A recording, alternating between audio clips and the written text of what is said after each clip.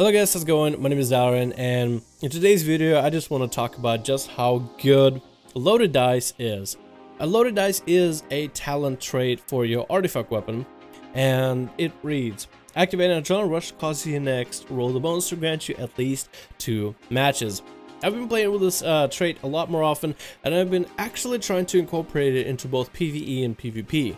It took a little bit of use because in most cases when I have a adrenaline rush available or any form of cooldowns available from Outlaw for both PvE and PvP, I usually just like to go in and just try to deal as much possible damage to the enemy just off the bat, off the get-go. And I don't really try to worry about, lining up for the extra buffs. In most cases I'm rolling the bones anyway. So in most cases I don't even look for the buff, I don't even think about it. However, loaded dice gives you another reroll. In most cases, this is kind of how my rotation goes. Before the fight begins, I use a mark for death, roll the bones to see if I get good buffs. And let's say I get really terrible buffs. Nothing to work with, so I run up behind my enemy, I ambush them, I saber slash, gives me a free saber slash, maybe a free pistol shot, I have full 6 comp points. I pop adrenaline rush, roll the bones, with a higher chance to roll the buffs I need. And in most cases, if I need another roll, let's say I get some of the worst possible rolls, although in most cases 2 of any buffs is enough to deal damage.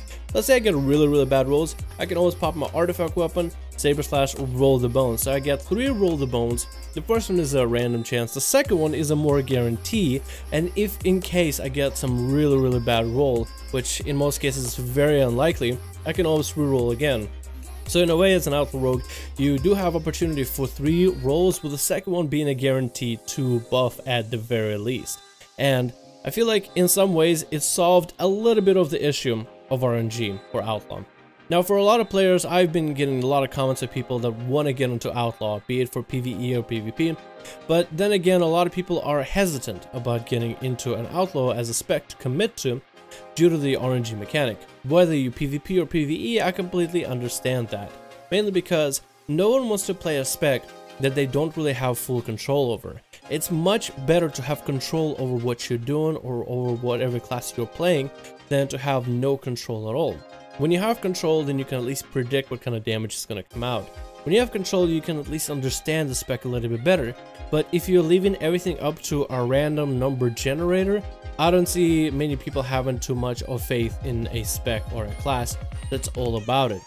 Roll the Bones and Outlaw Rogue isn't supposed to be completely just RNG. Statistically, it's supposed to make sense. You get a fair share of 1 buffs, a decent amount of 2 buffs, a fairly rare 3 buffs, and that magical unicorn 6 buff, and overall, as let's say you're going through variations of a fight, statistically you should be able to have decent damage. You'll have variants where you have lower damage because of 1 buff, and then variants where you have fairly high damage because of a good combination of 2, 3, or even a full-blown 6 buffs.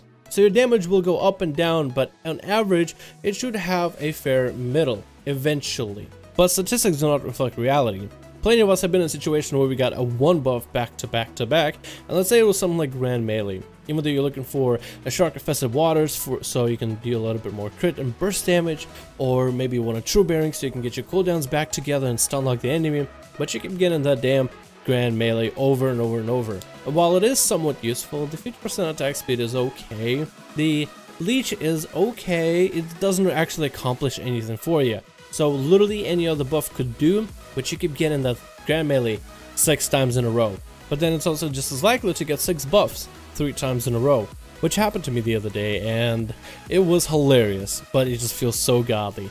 But that's the issue, and what loaded dice does is basically it offsets the RNG to be in your favor, more or less. It at least guarantees 2 buffs after you use a adrenaline rush. It doesn't mean you have to slow down your rotation just a little bit, but if you've been playing Outlaw for a longest time and you kind of understand how it feels, and you usually are there just to try to spend as much energy as possible, slowing down your rotation just a little bit to make sure that you get that roll, and then trying to decide if that's the buffs you want to keep or not, does help out a lot. And in most cases, I sometimes just do a roll because having 2 buffs, in most cases, will be a damage buff. Unless it's like Broadsides and Buried Treasure, which are the 2 buffs that don't really add much of burst when it comes to you having your artifact weapon and adrenaline rush available.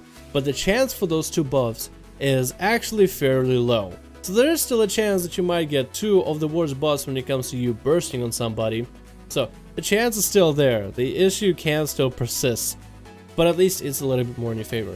Of course, patch 7.2.5 is trying to fix a lot of the roll the bones issues, trying to give players less of an incentive to reroll by buffing the roll the bones mechanics, and overall by improving the energy output of an Outlaw Rogue. It improves the output of how many saber slashes, pistol shots, and overall sustained damage you can put out, making slice and dice maybe more of an appealing option in the process. Right now, saber slashes are hitting the second hits way too often, so I believe that is bugged right now, as the percent chance is probably broken, as per usual with Blizzard games as of recent, or at least World of Warcraft.